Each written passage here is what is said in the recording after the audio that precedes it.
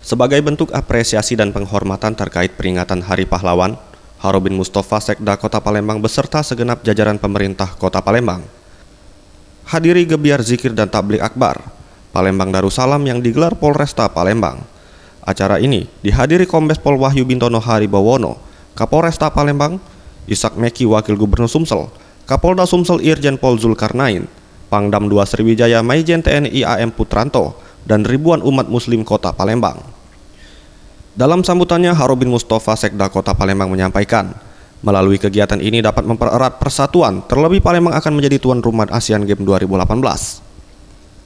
Selain itu, selama ini pemerintah Kota Palembang bersama TNI maupun Polri selalu bekerja sama dan selalu bergandengan tangan dalam menghadapi semua permasalahan. Dan diharapkan, hal ini dapat terus berlangsung dan ditingkatkan kualitasnya, demi masyarakat Kota Palembang khususnya dan Sumatera Selatan umumnya.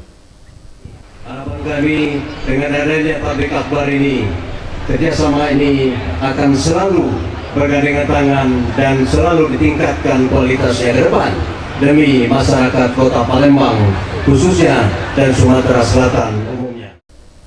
Dalam zikir dan tablik akbar ini juga turut diramaikan penceramah Syekh Syahid Amin Al-Jailani asal Lebanon, Al-Habib Muhammad Ridho bin Abdullah Assegaf, Ustadz Kemas Ali serta Ustadz Amak Sahab yang berhasil menjadikan suasana menjadi hikmat dan penuh sukacita.